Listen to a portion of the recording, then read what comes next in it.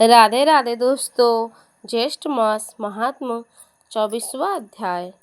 स्कंद जी कहने लगे कि हे ऋषियों, व्यास जी राजा युधिष्ठिर से बोले कि हे भारत, इसके पश्चात मृदराज अश्वपति और नारद ऋषि का समागम हुआ। कथा के योग से राज्य सभा में नारद जी बैठे थे। उसी समय राजकन्या सावित्री मंत्रियों के साथ समस्त तीर्थ आश्रमों में जाकर पुनः अपने घर वापस आए। नारद ऋषि को शांत अपने पिता को स्थिर देखकर सावित्री ने दोनों चरणों को छुआ, नमस्कार किया। नारद जी ने राजा से कहा कि हे नृप, तेरी यह कन्या कहाँ गई थी और कहाँ से आई है, और आप इसका विवाह क्यों नहीं करते?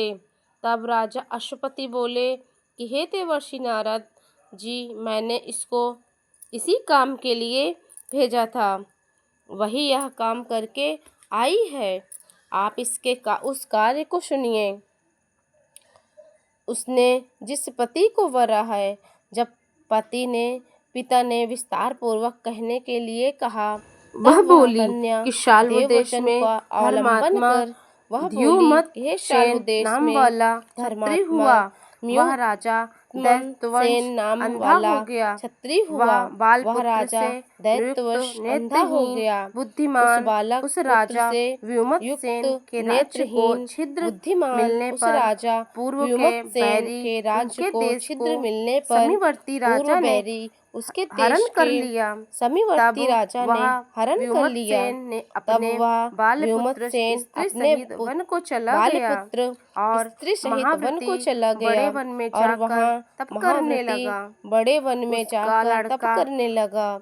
उसका लड़का पूर्व में ही उत्पन्न हुआ, परंतु वन में जाकर बड़ा हुआ और वह सत्यवान नाम से प्रसिद्ध हुआ। उसी को मैंने वरा है। यह सुनकर नारद जी बोले कि महान पाप किया है। उसने बिना सोचे समझे गुण संपन्न सत्यवान को पति के रूप में वर लिया है। इस बालक के पिता और माता दोनों ही सदैव सत्य बोलते हैं, अर्थात ब्राह्मणों ने इसका नाम सत्यवान रखा है। इस बालक को अश्व अति प्रिय है और वह मिट्टी का अश्व भी बनाता है और घोड़ों के चित्र भी बनाता है, इसलिए उसका नाम चित्र अश्व भी है। राजा अश्वपति बोले कि हे नारद, वह पितृ वात्सल्य सत्यवान इस समय तेजस्वी बुद्धिमान और शूरवीर तो है ना? नारद जी बोले कि हे राजन, वह सूर्य के समान तेजस्वी, बृहस्पति के समान बुद्धिमान और इंद्र के समान शूरवीर, पृथ्वी के समान क्षमाशील है। वह राजपुत्र, दाता, ब्राह्मण, वीरवान, रसवान, उदार और प्रियदर्शन है। वह सत्यवान, दान में राजा रति देव के समान, उसी नर पुत्र शिवी के समान ब्राह्मण और सत्यवादी है। वह बलि युद्धसेन या यति के समान, उदार, चंद्रमा के समान, प्रियदर्शन रूप में अश्विनी के समान है। वह दान, विदुषर, जितेंद्रिय और तपशील का निधि है। अश्वपति बोले कि हे नारद जी, आप उस बालक को समस्त गुणों से युक्त हैं। यदि उनमें कोई दोष हो तो वह भी आप मुझसे कहिए। तब नारद जी बोले कि हे राजन, उसके सभी गुणों को दबा देने वाला एक ही दोष है और वो है दूसरा कोई नहीं। वह दोष यह है कि वह क्षीण आयु सत्यवान आज से 1 वर्ष बाद शरीर त्याग देगा। राजा अश्वपति ने कहा कि हे सावित्री, हे शोभने, इधर आओ, दूसरे को वरने जाओ।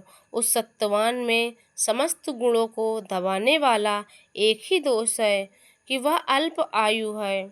वह बालक 1 वर्ष में देह त्याग देगा, ऐसा मुझे नारद जी ने कहा। तब सावित्री कहने लगी कि हे पिताजी, राजा लोग एक ही बार बोलते हैं और पंडित लोग भी एक ही बार बोलते हैं। तथा कन्या एक ही बार वरती है। यह तीनों कार्य एक ही बार किया जाता है, चाहे वह दीर्घायु हो या अल्प आयु हो, सगुण हो या निर्गुण हो। मैंने एक बार पति को वर लिया, दूसरा पति नहीं वरूंगी। मन में कार्य निश्चित होने पर ही किया जाता है और वचन से कहा जाता है, उसके बाद ही कर्म किया जाता है। उसमें प्रमाणभूत मेरा मन है। हे तात, मेरे इस मानस विचार को ध्यान रखकर जो कर्तव्य हो वो करना चाहिए, आप वही कीजिए। तब नारद जी बोले कि हे नरश्रेष्ठ सत्वान के विषय में सावित्री का विचार स्थिर है। जिसकी बुद्धि निश्चित रूप से दूसरे पुरुष में नहीं जाती, उसको किसी प्रकार से इस धर्म से कृतज्ञ नहीं किया जा सकता। इसलिए आपकी कन्या का विवाह सत्यवान के साथ कर देना ही मुझे उचित मालूम होता है। राजा अश्वपति कहने लगे कि हे नारद जी, मैंने बिना विचार किए ही यह वचन कहे हैं और अब मैं आपके सत्य वचन को ही करूँगा, क्योंकि आप मेरे गुरु हैं। नारद जी बोले कि हे राजन, आपकी पुत्री का विवाह संबंध विघ्न रहित हो। ऐसा कहकर नारद जी उठकर स्वर्गलोक को चले गए। तदनंतर राजा अश्वपति ने अपनी कन्या का शव विवाह मांगलिक कार्य किया।